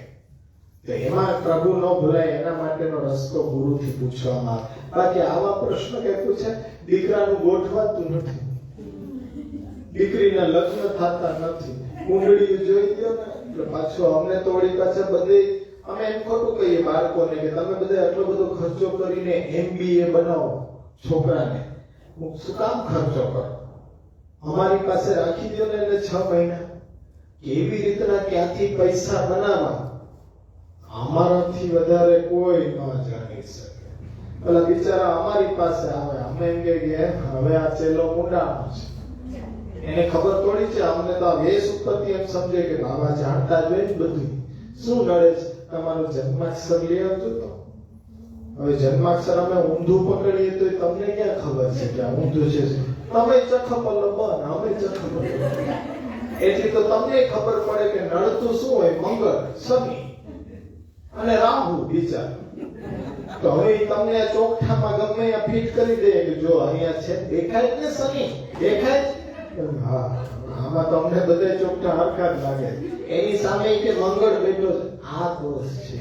હવે એ બધું તો ઈ ગણિત સમજમાં કરવાનું શું? 2-5 હજાર રૂપિયાનો ખર્ચો થશે. આ બધા ગોઠવાઈ જશે. હવે 2-5 હજારમાં ગ્રહો ગોઠવાય, ઘરમાં કાંઈ નથી ગોઠવાતું. તો આટલું તો આપણે પણ એટલા આપણે હેન્ડીકેપ છીએ કે દેવા તૈયાર થઈ જાય છે. અને અમને ખબર છે કે આનાથી કંઈ થવાનું નથી, પાછો અઠવાડિયામાં આવવાનું છે. અને કંઈ કે થયું નહીં. વિકટ પરિસ્થિતિમાં પ્રભુ ના ભૂલાય એના માટે શું કરવું? પ્રભુ ના ભૂલાય એના માટે પ્રભુના મહાત્મ્ય જ્ઞાનની જે લીલાઓ છે પુરાણોની અંદર, ભક્તની પરીક્ષા પ્રભુ કેવી રીતના કરે છે. પ્રહલાદજીની પરિસ્થિતિ કેવી હતી? એમને તો બધી બાજુથી મૃત્યુનું સંકટ આવનાર દોષ, એ એટલો પોતાનો પિતા જ એનો દુશ્મન જીવનો, છતાં પણ એને ભગવત નામ કેવી રીતના લીધા રાખે. ભાવે જ તથા ભાવે આવશ્યકમ વદનમ, શ્રી કૃષ્ણ શરણમ મમ બોધ. રસ્તો એક જ છે. પરીક્ષા લેનાર પણ પ્રભુ છે, ખાલી જોવે છે કે તમને એક ટકોર મારે છે. જેમ મેં પહેલા પણ કીધું કે 50 રૂપિયાનું માટલું માટીનું લેવા માટે કોઈ ગયા હોય, બિચારાને ઊંધો સીધું કરીને 3-4 વાર ટક ટક ટક વગાડીને વેચવા મળે એમ કે જરા ઘડવે હળવા, બાકી તમે પાડી દેશો તોડેમાં. પણ એ 50 રૂપિયા પડી ન જાય એટલો તમને વિચાર છે કે બધેથી જોઈને લેવું જોઈએ. પણ જ્યારે પ્રભુ છે તમને પોતે મળવા આવે ત્યારે એ જરાક એક ટકોર તો કરશે ને કે આ કેટલો પાર ઉતરે છે. એમાં એ પરીક્ષા લેવા માટે જ પ્રભુ દુઃખ આપે છે, પરિસ્થિતિનું નિર્માણ કરે છે. અને આપણે એટલા ઉત્તમ છીએ એ આપણે ગર્વ લેવો જોઈએ કે બીજા બધાને એ પરિસ્થિતિ આપી પણ એ બિચારા એ નબળા કલાકાર છે, આપણે ઉત્તમ કલાકાર છે. જેટલું વધારે દુઃખ આપે, કારણ કે જે અઘરો રોલ હોય એ તો જે શ્રેષ્ઠ કલાકાર હોય એને જ દેવાય ને, કે જેમાં નિભાવવાની ખૂબી હોય. એમ પ્રભુએ પણ વધારે દુઃખ કોને આપે? કે જેમાં કંઈક પ્રભુએ વિશિષ્ટતા જોઈ છે એને વધારે દુઃખ આપે, અને એ બીજા માટે દ્રષ્ટાંત બને. એના માટે ચૂઝ આપણને કર્યા. ગર્વ લેવા જેવી વાત છે કે દુઃખ વધારે આવે તો કઈ નિશાસો નાખવા જેવી વાત નથી, ગર્વ લેવા જેવી વાત છે કે પ્રભુએ આટલા બધા આખા બ્રહ્માંડમાં સિલેક્ટ મને કરે કે એ દુઃખ આપીને એમાં કેવી રીતના આપણું તો એ કૌશલ્ય હોવું જોઈએ કે ભગવત નામ ભૂલાય નહીં. શ્રી કૃષ્ણ શરણમ મમ. ગમે તેવી પરિસ્થિતિ હોય, આ મરણાંત કષ્ટ કેમ ન આવી જાય, ભગવત નામ ભૂલાવવું જોઈએ નહીં. તો એવું જ્યારે પ્રભુને સિદ્ધાંત પ્રતિપાદિત કરવો છે ત્યારે શ્રેષ્ઠ કલાકારને જ એ રંગમંચ ઉપર મોકલે. બાકી તો નાના સુના રોલ તો બીજા બધા કરી લે, પણ જે અઘરો રોલ હોય એ બાહોશ કલાકાર હોય એને જ આપવો જોઈએ. તો પહેલી સમજ એ છે કે દીક્ષાદાતા સંપ્રદાયની દીક્ષા જે આપે છે એ સંપ્રદાયના સિદ્ધાંતોની સમજ એને છે કે નહીં. દીક્ષાદાતા વ્યક્તિ લોકોને પોતાના સંપ્રદાયના સિદ્ધાંતને અનુસરવાનો ઉપદેશ કરે, પણ પોતે એ સિદ્ધાંતોને અનુસરે છે કે કેમ? પોતે સેવા કરતો હોવો જોઈએ, પોતે પોતાની આજીવિકામાંથી ઠાકોરજીની સેવા કરતો હોવો જોઈએ. કોઈ વૈષ્ણવ ક્યારે પણ ઠાકોરજીની સેવા માટે આજુબાજુ માંગવા જાય છે? નથી જાતો. તો આજે કેમ હવેલીઓની અંદર બોર્ડ મારે છે કે આ મનોરથની સેવા, ઠાકોરજીના મંગલ ભોગની સેવા, આ સેવા? અરે ગુરુ છે તો ગુરુને તો સિદ્ધાંત સમજાવવાનો છે. જો સિદ્ધાંતનું અનુસરણ નહીં કરે તો એ સમજાવશે કેવી રીતના? આજે આપણને દેખાઈ રહ્યું છે ને કે પૈસા માંગવામાં આવે છે તમારી પાસે. મંદિર બનાવવું હોય તો પણ પૈસા તમારી પાસે માંગવા આવે છે. દરેક વ્યક્તિ કંઈક ને કંઈક માંગવા આવે છે. અરે તમને ભણાવવું છે તો એના માટે ભલે ને યુનિવર્સિટી ઊભી કરવી પડે, તો એના માટે પણ યુનિવર્સિટી ઊભી કરવાની આવશ્યકતા જ નથી. આ પણ અભ્યાસ થઈ રહ્યો છે. તમારું સ્થાન, તમારો સમય, અને અમારે આવવું પડે તો અમે આવી રહ્યા છીએ. આમાં 1 રૂપિયાનો ખર્ચ નથી. પણ હવે હું એમ કહું કે મોટું સંકુલ તૈયાર કરવું ને પછી એને ઉદ્ઘાટન કરવું ને પછી પરિસ્થિતિ તો આને આવા વાળા તો એટલા જ છે. એમાં કોઈ ભીડ નહીં લાગી જાય કે મોટી એ સંકુલ જોઈને એમાં બધા ભણવા માટે ભણવાના આગ્રહી તો એટલા જ રહેવાના. ત્યાં કોઈ જોવા આવશે, ફરવા આવશે, પણ ભણવા કોઈ આવશે નહીં. એટલે એવો કોઈ ખર્ચ કરવાની આવશ્યકતા નથી. તમારું ઘર છે ભણવા માટેનું ઉત્તમ સ્થાન છે. ખાલી અમારા માટે એક ખુરશી નાખી દો, ત્યાં અમે બેસી જઈએ, તમે સામે બેસી જાઓ. અભ્યાસની શરૂઆત થઈ ગઈ. આમાં ક્યાં જગ્યા લેવી પડે એમ છે, તમારી પાસેથી ફાળો ઉઘરાવવો પડે એમ છે. આવું કંઈક થઈ રહ્યું છે કૃત્ય તો આપણે સમજાવી જવું જોઈએ કે દાળમાં કંઈક કાળું તો છે. હવે દાળમાં કાળું ગોતવાની કોશિશ ન કરતા, આખી દાળ કાળી છે. અત્યારે આખી દાળ કાળી છે. એટલે મહાપ્રભુએ જેમ કીધું કે સેવા પર, ખાલી સેવા કરતો હોય કે કથા પરાયણ હોય ત્યાંથી અટકી ન જાઓ. એનું બીજું લક્ષણ છે દંભાદિક રહિતતા. દંભ ઇત્યાદિ દુર્ગુણો એનામાં હોવા જોઈએ નહીં. સેવા કરી રહ્યો છે, પણ સેવા શું પ્રતિષ્ઠા માટે કરી રહ્યો છે? આજે તો એક વૈષ્ણવ પણ સેવા કરી રહ્યો છે. એને એવડું મોટું મકાન તો બાંધ્યું નથી, પણ મહારાજશ્રી તો 30-35 કરોડનું તો મકાન બાંધે. આખું ગામ જોવા નીકળે કે આ 35 કરોડના મકાનમાં કરવાના શું હશે? કૃષ્ણ સેવા. અરે એના કરતા તમારો 1 BHK નો ફ્લેટ છે એમાં કૃષ્ણ સેવા થઈ રહી છે. એના માટે ક્યાં 35 કરોડ ગામના પૈસા ઉઘરાવીને મંદિર બનાવીને પાછું કરવાનું તો એ જ. હવે એમ કહો કે ભાઈ દારૂનો ધંધો કરવો છે, એના માટે ભાડો ઉઘરાવો છે. હવે તમને એમ કહેવામાં આવે કે કરવો છે દારૂનો ધંધો, પણ અમે એમ કહીએ કે ગૌશાળા બાંધવી છે, યોગ્ય દાન કરો. એટલે તમે બધા છેતરાઈ જાઓ. દાન કરો અને થાય પછી દારૂનો ધંધો. કૃષ્ણને વેચવાનો ધંધો કરવો છે, એના માટે કોઈ દિવસ પૈસા અપાય? આ તો બધા મનોરથી બન્યા કે અમે તો 5 લાખ આપ્યા ને પાછા મને કેવા આવે કે 5 લાખ આપ્યા. મેં કીધું નરકની ટિકિટ બહુ મોંઘી પડી. કે નરકની ટિકિટ? મેં કીધું અવશ્ય ખરીદી લીધી છે, હવે જવું તો પડશે ને, કેન્સલ થશે ને. નરકની ટિકિટ બહુ મોંઘી પડી. એટલે કે આવું કેમ કહો છો? મેં કીધું આવડું મોટું મકાન બાંધ્યું મહારાજશ્રીએ, તમને તમારા માટે એકાદો રૂમ તો રાખ્યો હશે ને? એવું કઈ તો રહેવા થોડા ધ્યાન નહીં. તો મેં કીધું થોડાક દિવસ તો આવવા દે ને, રહેવા દે. મહારાજશ્રી જે ટીવી જોતા હોય એમાં ટીવી જોવા દે, મહારાજશ્રીના સોફે બેસી શકો. ના, અમને એવું કઈ નહીં મળે તો શેના માટે રૂપિયા આપ્યા છે? એ વિચારવા જેવી વાત છે કે આપની. મેં કીધું હવે શું? એ પહેલા વિચારે, હવે આપી દીધા, નરકની ટિકિટ બુક થઈ ગઈ, હવે તો જવું જ પડશે, અમે બુકિંગ કરાવી લીધું છે, એવું સમજજો. એટલે સિદ્ધાંતોને ખાલી કહેવા માટે નથી, આચરણમાં હોવા જોઈએ. એ સેવા કરી રહ્યો છે કે કથા કરી રહ્યો છે, પણ એની કથા સેવા શું હેતુથી કરી રહ્યો છે? કૃષ્ણ પ્રાપ્તિની હેતુથી કરી રહ્યો છે તો હજી સ્વીકાર્ય છે. પણ કોઈ દંભ, આડંબર, લોભ, લાલચમાં તો કૃષ્ણ સેવા નથી કરી રહ્યો ને. કૃષ્ણ સેવાથી કોઈ ધન ઉપાર્જિત તો નથી કરી રહ્યો ને. જેમ યંગસ્ટરો એમ કે અમારે તો બિઝનેસ હોય, અમારે તો જોબ હોય, અમારે તો દુકાન હોય. તમારે એવું ન હોય, તમારે હવેલી એ જ દુકાન.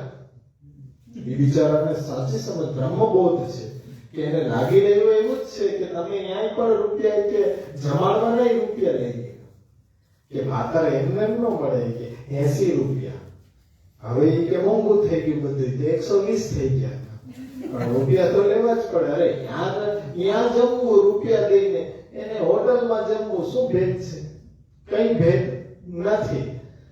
અને એ તમારા કાન તમારા હાથે જ પકડાવે. આ તો મહાપ્રસાદ કહેવાય, આ તો ઠાકોરજી સાક્ષાત આરોગ્ય કહેવાય, આમાં દોષ ન જોવાય.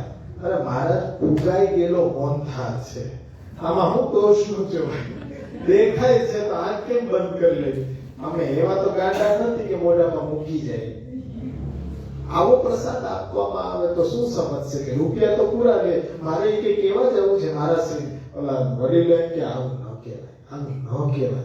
અરે કહેવાય કેમ નહીં, રૂપિયા લઈને તો સારી સર્વિસ આપવી જોઈએ ને. હોટલ ખોલી જ છે તો પછી આવું થોડી ચાલે કે તમને આવું આપે તો. એટલે આ દંભ આડંબર લોભ લાલચમાં થઈ રહેલું કાર્ય છે કે જેને આપણે પ્રોત્સાહન આપીએ છીએ. કદાપી પ્રોત્સાહન આપવું જોઈએ નહીં. 1 રૂપિયો પણ ત્યાં કોઈ આપવું જોઈએ નહીં. અરે મહારાષ્ટ્રીને રૂપિયા શેના દેવાના હોય? એનું મકાન ચડવું છે તો એનો પ્રશ્ન છે. આજે તમારે ફ્લેટ લેવો હોય તો અમારી પાસે આવો, કેટલીક મદદ કરશો. અમને ખબર છે કે તમારો ધંધો પાવરનો છે, તમે બધું આપી દેશો તોય તમારે કઈ ઘટવાનું નથી, પણ તોય તમને એટલી નાક તો છે, ન જવાય. નાક છે તો અમને એટલી નાક નથી કે ઠાકોરજીની સેવા માટે ન મંગાય રૂપિયા. અમે દરદ નથી માંગી કે અમારું મંદિરનું જીર્ણોદ્ધાર થાય તો અભ્યાસ વર્ગનો એ પ્રચાર પ્રસાર થતો નથી. અને વળી પાછું જ્યાં 56 ભોગ હોય, પછી મોટું આવું બખડ જંતર મકાન બન્યું હોય તો લિફ્ટે ચોપાને જોઈ. તમે ગેટ ખોલો ને સવાર આ કોણ ચોટાડી ગયું, ત્યાં ચોટાડી જાય. એટલો બધો પ્રચાર પ્રસાર થાય. અને આપણે જો આ પ્રચાર પ્રસાર સાચી રીતે અભ્યાસ માટે કરવો છે, બધા કોણ વળી પાછા આપણે જ વાત કરતા હોય શું છે, કદાચ જોઈએ તો ખરા આજુબાજુ વાળાને પૂછી તો લઈ, આટલો બધો પ્રચાર પ્રસાર થાય છે, કરવાના શું હશે? ત્યાં કરવાનું શું હોય? ત્યાં જ હવે તમને કોઈ યાદ કરે છે? નથી યાદ કરતા. હવે ઘરે ફાઇલ લઈને તમારું નામ શું? વૈષ્ણવ છો? ઓલો કે પૈસા લેવા આવ્યા છો તો વૈષ્ણવ નથી. તો વૈષ્ણવ છો? કોણ ગુરુદેવ? ક્યાં ઘર? સેવા? અમે અભ્યાસ કરીએ છીએ, ભણીએ છીએ. હાલો કે જય શ્રી કૃષ્ણ. છૂટવું હોય તો એક જ, અમે હવે ભણીએ છીએ, અભ્યાસ કરીએ છીએ, એટલે તરત બંધ કરી દે કે અહીંયા કઈ હવે મળવાનું છે નહીં. 1000 આપશો ને તો આનો જે બહુ મોટો કાર્યક્રમ થવાનો છે એમાં પાછળ તમારું નામ લખાશે 1000. 11000 આપશો ને તો આ મકાન બનશે ને એમાં તમારું નામ રાખવામાં આવશે. અને એનાથી વધારે આપશો ને તો કાયમી તમને નરકવાસ આપવામાં આવશે. મોસ્ટ ઇમ્પોર્ટન્ટ પર્સન VVIP તમે પહેલા અહીંયા જશો. મહારાજ શ્રી તો જવાના જ, હવે તમને બધાને લઈને જવાના. કેવા કૃપાળુ છે.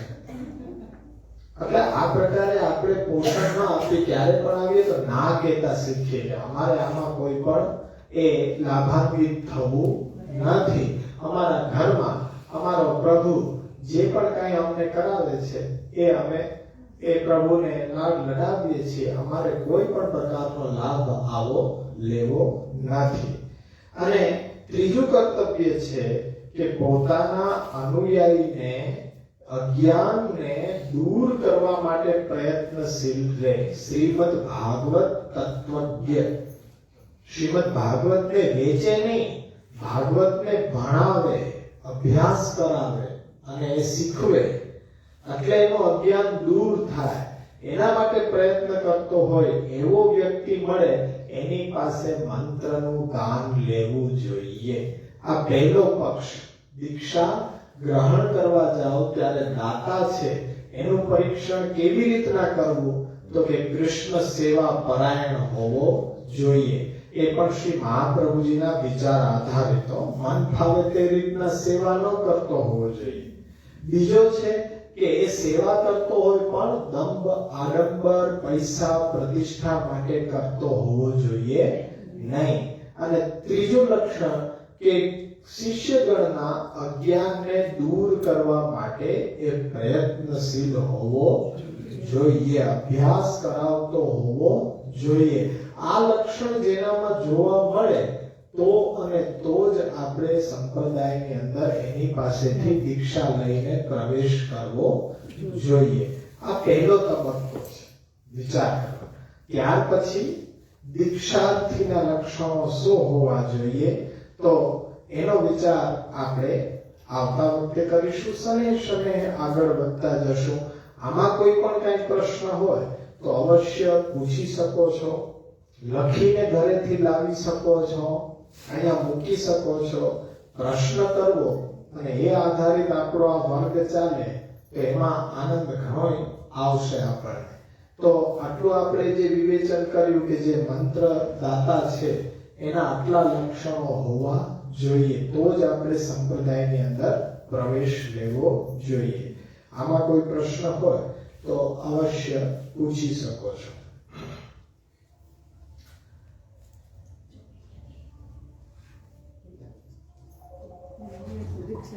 શરણાગતિ અને બ્રહ્મસંબંધતા જે ગુરુ બે એના લક્ષણો હોય તો એ દીક્ષા કેવી રીતે આપી શકે? એના લક્ષણો શું? દીક્ષા આપવા માટે તો પહેલા દીક્ષા દાતાના લક્ષણો આ જોવા મળે છે કે નહીં એના આધારિત નક્કી થાય. શરણાગતિને પહેલું લક્ષણ એ છે કે સંપ્રદાયના સિદ્ધાંતોની સમજ, એટલે કૃષ્ણ સેવા કેવી રીતના એ કરી રહ્યો છે, જાહેરમાં આવીને કરી રહ્યો છે કે પોતાના ઘરની અંદર કરી રહ્યો છે, એનું પ્રદર્શન કરી રહ્યો છે કે ગુપ્ત રીતે કરી રહ્યો છે, એના માટે કોઈ પૈસા લઈ રહ્યો છે કે પોતાના પૈસાથી કરી રહ્યો છે, પોતાના જ તન મન ધનથી કરી રહ્યો છે કે દેખાડો કરવા માટે એક સેના ઊભી કરી રાખી છે, મુખિયા, ભીતરિયા, જલઘડિયા, ભેટિયા, સમાધાન, આવા અનેક વ્યક્તિઓને જે બિચારાના જોબ ન હોય એને જોબ આપી દે. તો એવી રીતના સેવા કરી રહ્યો છે કે મહાપ્રભુજીના સિદ્ધાંત આધારિત સેવા કરે. પછી એ સેવાનો પ્રકાર કેવો છે? પ્રતિષ્ઠા માટે કરી રહ્યો છે, ગામની વચ્ચે છાપે ચડીને કે ભાઈ ઘરમાં પોતાનો સ્વધર્મ સમજીને કૃષ્ણ પ્રાપ્તિ માટે કરી રહ્યો છે એમાં મહત્વનું છે. અને ત્રીજું, આપણા માટે શું પ્રયત્ન કરી રહ્યો છે? બહુ મહત્વનો પ્રશ્ન છે કે તમારા માટે શું પ્રયત્ન કરી રહ્યો? તમને કંઠી બાંધીને કોઈ દિવસ વચ્ચે આવે છે પૂછવા કે ભક્તિ માર્ગીય જીવન કેવી રીતના જીવો છો? સેવા નથી કરતા તો એની અવેજમાં શું કરો છો અને શું કરવું જોઈએ એનો ઉપદેશ એને આપવો જોઈએ. તમને કંઠી બાંધવી એટલે તમારી જવાબદારી અમારા ખભા ઉપર લેવી. પહેલા શું હતું કે ગુરુ શિષ્ય પરંપરામાં 8 વર્ષનો દીકરો થાય એટલે આચાર્ય પોતાના આશ્રમમાં લઈ જાય, ઘરથી દૂર, અને એ એટલી જવાબદારી હોય કે એને ખાલી ભણાવવાનું જ નહીં પણ સંસ્કારોનું પણ સિંચન કરવાનું. સાથે સાથે સમાજની અંદર કેવી કેવી પરિસ્થિતિઓ આવશે, એ પરિસ્થિતિની અંદર કેવી રીતના એનો સામનો કરવો એ પણ એને શીખવવાનું. અને જ્યારે લગ્ન લાયક થાય ને ત્યારે ઘરે સોંપવા પાછા આવે. તમે સિરિયલોની અંદર મહાભારત, રામાયણની અંદર જોશો કે ઘરેથી લઈ ગયા અને ત્યાં બધાય સમાન. મહેલમાં પણ રાજકુમાર હોય તોય અને એક સામાન્ય વ્યક્તિ હોય તો પણ ત્યાં તો બધાય સમાન અને ત્યાં શિક્ષા કરવામાં આવે. હવે ઉપનિષદની અંદર બહુ સુંદર કથા છે કે રાજકુમારને ઋષિ પાસે ભણવા મૂક્યો. ત્યારે ઋષિ મુનિ એને આશ્રમમાં તો લઈ ગયા પણ રાજા પાસે વચન માંગ્યું કે મારી શિક્ષા જ્યાં સુધી પૂરી ન થઈ જાય ને ત્યાં સુધી કોઈ પ્રશ્ન મને કરવાનો નહીં. એટલે શિક્ષા આરંભ થઈ, શિક્ષા પૂર્ણ પણ થઈ. પછી મહેલમાં લઈને આવ્યા ગુરુ એને, અને રાજા પાસે પરવાનગી લીધી કે હવે છેલ્લા 2 પાઠ મારે ભણાવવાના છે, એ મારા આશ્રમમાં નહીં ભણાવાય, તમારા રાજમહેલમાં ભણાવાશે, એટલે મને પરવાનગી આપો. રાજા કે છૂટથી ભણાવો. ત્યારે રાજાની સામે ગુરુએ સૈનિકોને બોલાવ્યા અને કીધું કે આ રાજકુમાર છે ને એની પીઠ ઉપર તમે 100 કોયડા મારો. અરે રાજા વિચલિત થઈ ગયો, તમને ખબર તો છે ને આ રાજકુમાર છે. ગુરુ કે મારું વચન જે લીધેલું છે કે શિક્ષા પૂરી ન થઈ જાય ત્યાં સુધી તમારે કઈ બોલવાનું નહીં. રાજકુમારને 100 કોયડા ખાતા જોવે છે. અને પછી ઋષિએ એમ કીધું કે હવે અંતિમ શિક્ષા, અને 2 દિવસ સુધી કાળી કોઠરીની અંદર પૂરીને રાખો, જમવાનું કઈ આપતા નહીં. ત્યારે કે હવે રાજા કે હદ થઈ ગઈ, હવે તો તમારાથી હું તમને દંડ આપીશ. ત્યારે એમ કીધું કે મારું વચન હતું કે જ્યાં સુધી શિક્ષા પૂરી ન થાય ને ત્યાં સુધી. હવે એ પણ સહન કરી લીધું. રાજાએ કીધું કે આનો મને જવાબ તો દેવો પડશે કે મારા દીકરો રાજકુમાર છે એને આવી કઠોર શિક્ષા કેમ કરી. ત્યારે એમ કીધું કે રાજા, ભવિષ્યમાં તમારો ઉત્તરાધિકારી આ રાજકુમાર છે. હવે એને ખબર હોવી જોઈએ કે પીઠ ઉપર કોયડા પડે ત્યારે કેટલું દુઃખ થાય, એને સહન કરેલું હોવું જોઈએ, જેથી કરીને કોઈને પણ ફટ કોયડા મારવાની સજા નહીં આપે. અને ભૂખ શું વસ્તુ હોય, રાજકુમાર હોય એને ક્યાંથી ખબર હોય કે ભૂખ લાગે ત્યારે કેવો કષ્ટ થાય. એને ભૂખનું દુઃખ વેઠ્યું હશે ને તો એ પ્રજાને ન્યાય આપી શકશે. એટલે રાજાએ કાન પકડ્યા કે ના, બરોબર છે, શિક્ષા તો આવી હોય કે જ્યાં દરેક પરિસ્થિતિ, તો આચાર્ય ઉપર જેટલી માતા પિતાની જવાબદારી, એ તો 8 વર્ષનો થાય તો ઘરેથી મોકલી દેતા, પણ શાસ્ત્ર એમ કહે છે કે એકવાર માતાના ગર્ભમાંથી બાળક જન્મ લે અને બીજી વખત એ ગુરુના ગર્ભમાંથી એ જન્મ લે, ગુરુ પાસે ઘડાઈને આવે ને, તો આજે આપણે એને મહારથી કહીએ છીએ. 5 પાંડવો જુઓ કે એ બધા જુઓ તમે કેવા સશક્ત, બધા જીવનના દરેક પાસાઓનું શિક્ષણ એને ગુરુ તરફથી મળ્યું છે. તો આચાર્યની જવાબદારી એટલી મોટી છે, ખાલી એક કંઠી બાંધીને તમને ચેલા બનાવવાની કોઈ એ જરૂર નથી. તમને યોગ્ય શિક્ષણ આપીને જીવનને દરેક પરિસ્થિતિનો સામનો કરી શકો, હિંમત ન હારી જાઓ. એના માટે છે કે દેહ દ્રોણ્યામ વિવ્યાસનામ પરંપારમ ભવાંબુધે ગુરુના એ કર્ણધારેણ સ્વઅવતાર્યા ઉપદેશતા. આપણે તો આ દેહની નાવડી બનાવીને ભવસાગરની અંદર ઝંપલાવી દીધું, પણ તરતા આવડતું નથી. પણ ગુરુ એ તમારી નાવનો કર્ણધાર બને, પોતાના સદુપદેશથી ભવસાગરને પાર લગાવી દે ને, એ ગુરુ છે. એ ગુરુને આપણે વંદન કરીએ છીએ. એટલે આ બહુ મહત્વનું છે કે ત્યાં એ જોવું કે ગુરુમાં કેટલી લાયકાત છે. એ આ બહુ મહત્વનો વિભાગ છે કે મંત્રનું દાન કોની પાસેથી લેવાય એ પહેલા વિચારવું જોઈએ. આંખ વીચીને ક્યારે પણ લઈ ન જાય. એક જ ગુરુ કરવા કે એક ગુરુ, અરે ભાઈ એક ગુરુ ન હોય પણ ગુરુ તો હોવો જોઈએ ને. હા, કે અમારા બાપ દાદાના વખતે હાઈલું આવે છે કે એક જ ગુરુ ઘર. હવે આ છોકરાઓ બાકી રહી ગયા, એને આપ આપી દો તો પછી બધાને યાદ ન રાખવું ને કે એક જ ફોટો છેલ્લે રાખી. અરે એ કઈ રાખવા માટે છે ફોટો? જેમ કે એવા પ્રશ્ન લઈને આવે કે બાપુજી પહોંચી ગયા, હવે કે આમાં એના ગુરુદેવ કોણ હતા એ તો અમે પૂછ્યું નહીં, હવે એ તો વયા ગયા, હવે શું કરવું? અરે ભાઈ, મહાપ્રભુજીનું ચિત્રજી પધરાવો એ ગુરુ, અને એ મનોરથો નથી કરવા આવ્યા. એની કોઈ એ ગતિ માટેનો મનોરથ ન હોય. જેમ આપણા સંપ્રદાયની અંદર માલા પેરામણી ચાલે છે, એવું કોઈ મનોરથ જ નથી. અને જીવની ગતિ તો એને જે રીતના જીવન આચરણ કર્યું છે, જીવન જીવવું છે, એના ઉપર નિર્ધારિત છે. જો કૃષ્ણનું અનન્ય શરણ ગ્રહણ કરી રાખ્યું છે, ભગવત નામ ભૂલ્યા નથી, તો ભગવત ચરણારવિંદ જ એની ગતિ છે. પછી આપણે અહીંયા ગમે તેટલું લાખ 2 લાખ રૂપિયા વાપરીને ધુમાડે બંધ કરીએ તો કઈ એને અહીંયા સ્થાન મળી નથી જવાનું. અને પાછા જેનું સંસારમાં ચિત્ર ક્રિયમાન હોય તો એ તો સંસારમાં જ આવ્યા હશે. એટલે આવો કોઈ અંધશ્રદ્ધાનો એ મનોરથ છે તો એ બધી પ્રણાલિકા છે, એ અમારા તરફથી બનાવી દેવામાં આવી છે. એટલે કેમ કે બાળકોને MBA બનાવવા હોય તો અમારી પાસે રાખી દે. કેવી રીતના પૈસા ક્યાંથી ઉપાર્જન કરવા, કોને કેવી રીતના છેતરવો, કોને કેવી રીતના એ ચેલો મૂંડવો, અમારાથી વિશેષ બીજું કોણ સમજી શકે? આટલી બધી ફી આપતી, વિદેશ મોકલો, ખર્ચો કરાય જ નહીં કે રહી જા, તને કમાતા આવડી જશે. કેવી રીતના આ દુર્દશા છે ભક્તિ માર્ગની. ત્યાં ભક્તિ કેવી રીતના કરી શકાય અમારા જીવનના આચરણ ઉપરથી તમારો ઉપદેશ લેવો જોઈએ કે કેવી રીતના ભક્તિમય જીવન જીવાય. એટલું અઘરું છે. કારણ કે દ્રોણાચાર્યના પુત્ર અશ્વત્થામાએ દૂધ નહોતું જોયું. આવી પરિસ્થિતિ હતી તો માંગી દો.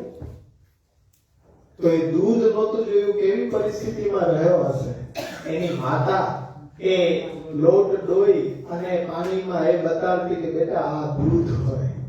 એની પાસે તો રાજકુમાર ભણવા આવે છે. તો એ પરિસ્થિતિમાં રહેવું, પણ કોઈની આગળ હાથ લાંબો કરવો નહીં, એ તમારે મુખ્ય ઉપદેશ લેવાનો હોય. અત્યારના તો અમે આવીએ છીએ પણ પહેલાના સમયની અંદર તો એ ગુરુના દર્શન કરે ને ત્યાં એને બધોય બોધ મળી જાય. હવે આવા આચાર્યો થઈ ગયા કે જે થર્ડ ક્લાસમાં પાટિયા ઉપર લોકલ ડબ્બો હોય ને સૌથી છેલ્લો એમાં બેસીને વ્રજમાં પધારતા મથુરા. હવે વૈષ્ણવોને ખરાબ લાગતું કે આ બાબાશ્રી થઈને કે સ્લીપર ક્લાસમાં નહીં ને લોકલ ડબ્બો પાછળનો હોય ત્યાં ભીડ એટલી હોય કે બેસવાનું મળે તો મળે, બાકી ઊભા રહીને પ્રતીક્ષા કરવી પડે કે કોઈ ઘટે તો બેસીએ. ત્યારે એને વિનંતી કરી કે આપના માટે યોગ્ય નથી, આપણે તો ફર્સ્ટ ક્લાસમાં પધારે. ત્યારે એમ કીધું કે ફર્સ્ટ ક્લાસમાં શું છે? આરામ, એસી, સુવા માટે વ્યવસ્થિત, મને તકલીફ ન પડે, એટલા માટે હું 2000 રૂપિયા વધારે ખર્ચું. અને છેલ્લો ડબ્બો છે મથુરા નથી પહોંચવાનો, ફર્સ્ટ ક્લાસ જ પહોંચશે કે લોકલ ડબ્બો પહોંચશે? કે પહોંચે તો આખી ટ્રેન ને. ત્યારે એમ કીધું કે ભાઈ એમાં એટલી કે મારે તકલીફ વેઠવી પડશે અને એટલો જે રૂપિયો મેં બચાવ્યો ત્યાં જઈને યમુનાજીને ગિરિરાજજીને સામગ્રી ભેળ ભોગ ધરાવી દઉં તો એ વધારે ઉત્તમ કે મારું સુખ વિચારીને પૈસા ખર્ચી નાખો એ ઉત્તમ. અત્યારના તો ફ્લાઇટમાં જ બતાવે છે, ટ્રેનમાં પાછું હવે ડિગ્રેડેશન લાગવા માંડ્યું. ફ્લાઇટ જ હવે એનાથી આગળ કોઈ રસ્તો નથી, બાકી તો રોકેટમાં પણ જાય નહીં આગળ, તો સીધું પાછું એ નિજ ધામમાં પહોંચાડી દે. એમાં તો ખતરો ન કરે, હોત તો એ કરી લે, પણ અત્યારે તો ફ્લાઇટમાં જ બધા. બીજા આચાર્ય હતા એ ધોતી એવી ધરતા કે ગાંઠ વારીને ધરતા, જ્યાંથી ફાટી જતી ત્યાંથી ગાંઠ વારી લેતા. એટલે ચરણ સ્પર્શ કરવા આવે ને વૈષ્ણવને ખોટું લાગે, આવી ધોતી આમ ધરો કે આવો અમે ભેટ કરી દે. ઈ ભેટ કરવા આવે ને ઈ ધોતી લઈને સીધી સેવામાં ઠાકોરજી પોતે ન ધરે. તો એનું કારણ શું? તો કે આ વસ્ત્રનું કામ છે દેહને ઢાંકવું. જ્યાં સુધી કે આ કામ ચાલે છે ત્યાં સુધી મારા માટે ખર્ચ ન કરવો, બધું આપણો રૂપિયો છે ઠાકોરજી માટે છે. જે દિવસે ધોતી ચિરાઈ જશે ને તમારી લાવેલી ધોતી ઠાકોરજીની પીછવાઈમાં ખેલના દિવસોમાં હું લગાડી દઉં છું, પછી એ પ્રસાદી રૂપે સાચવી રાખું છું, જ્યારે સાવ ફાટી જશે ત્યારે ધરીશ. તો એ છે કે આપણા માટે ખર્ચ કઈ કરવો જ નહીં, બધું ઠાકોરજી અર્થે ખર્ચ કરવો. તો આવા આપણા આચાર્યોની જીવન શૈલી હતી. હવે ત્યાં ભણવાની કે ભણાવવાની જરૂર પડે? દર્શન કરો ત્યાં જ ઉપદેશ મળી જાય કે જીવવું હોય તો આ રીતના જીવાય, આપણા માટે નથી.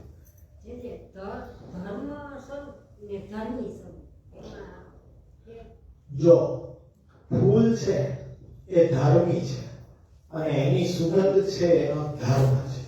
સૂર્ય છે એ ધર્મી છે, પ્રકાશ એનો ધર્મ છે. એટલે અંશી છે એ ધર્મી છે અને અંશ છે એનો ધર્મ છે. ફૂલ છે તો એ ધર્મી, સુગંધ એનો ધર્મ. તો સુગંધ આખા બગીચામાં ફેલાય, તો આખા બગીચામાં સુગંધ ફેલાય એના કરતા ફૂલમાં તો કેટલી સુગંધ વધારે હશે. અક્ષર બ્રહ્મ છે, પ્રભુનો ધર્મ છે, પણ ધર્મી સ્વયં પ્રભુ છે. તો એ આપણા જીવાત્મા સાથે પરમાત્માનો સંબંધ, અક્ષર બ્રહ્મ સાથે પરમાત્માનો સંબંધ બે રીતના વિચારાય છે, ધર્મ અને ધર્મી, ધામ અને ધામી. આ અક્ષર બ્રહ્મ સાથે પરબ્રહ્મનો સંબંધ છે. એમાં ધર્મી એટલે જેની અંદર એ ધર્મ કરતા વિશેષ એ ગુણ રહેલા છે તે.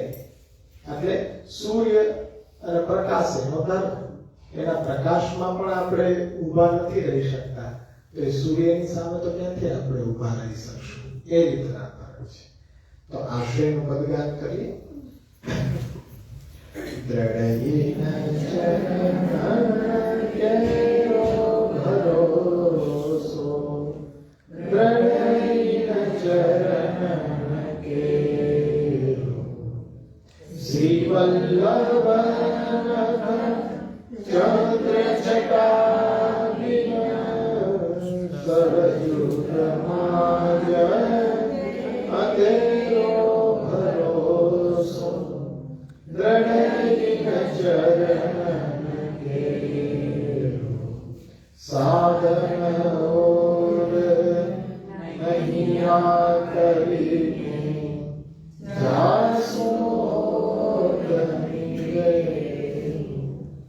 सूर्य कहाँ कहे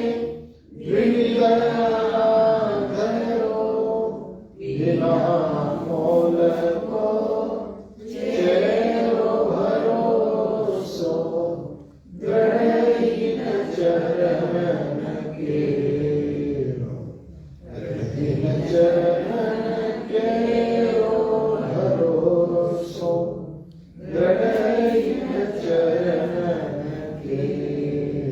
शिवल्लभाधीश कीय श्री गोपीनाथ जी परम दयाल की श्री विशाल जी परम दयाल